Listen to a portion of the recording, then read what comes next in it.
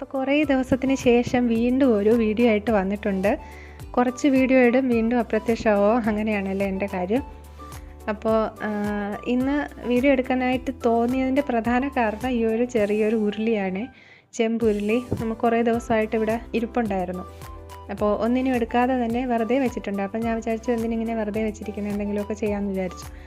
അങ്ങനെ എടുത്തു കറി വെക്കാനായിട്ട് കിച്ചണിലേക്ക് എടുക്കാമെന്ന് വിചാരിച്ചു. സാധാരണ ഞാൻ കണ്ടിട്ടുണ്ട് ഇങ്ങനത്തെ ചെറിയ ഉരുളിയിലൊക്കെ വെള്ളം നിറച്ചിട്ട് അതിൽ ഫ്ലവേഴ്സൊക്കെ ഇട്ട് വെക്കുന്നത്. അപ്പോൾ ഞാൻ വിചാരിച്ചു അതിനായിട്ട് എടുക്കുന്നില്ല, കിച്ചണിലേക്ക് തന്നെ എടുക്കാമെന്ന് വിചാരിച്ചു. ചെറിയ നമുക്ക് അവിയലോ ഓലനോ അതുപോലെയൊക്കെയുള്ള ഇതുപോലെയുള്ള സ്റ്റൂവോ അതൊക്കെ തയ്യാറാക്കാമെന്ന് വിചാരിച്ചു. അപ്പോൾ ഞാൻ ഇന്ന് ഉരുളക്കിഴങ്ങ് സ്റ്റൂ ആണ് തയ്യാറാക്കിയത്. പൂരിയായിരുന്നു ബ്രേക്ക്ഫാസ്റ്റ്. എണ്ണ ഒഴിച്ച് കടുകൊക്കെ വറുത്തിട്ട് പട്ട, ഗ്രാമ്പു, ഏലക്കയൊക്കെ ഒന്ന് മൂപ്പിച്ചിട്ട് കറിവേപ്പില ഇട്ടു. അതിലേക്ക് ക്യാരറ്റും ബീൻസും ഉള്ളിയൊക്കെ ചെറുതായിട്ട് അരിഞ്ഞത് ചേർത്തൊന്ന് വഴറ്റി, ഉപ്പൊക്കെ ചേർത്ത് വഴറ്റിയിട്ട് ഉരുളക്കിഴങ്ങ് വേവിച്ചതും കൂടെ ചേർത്തു. എന്നിട്ട് കുറച്ച് മസാലപ്പൊടിയൊക്കെ ചേർത്തു.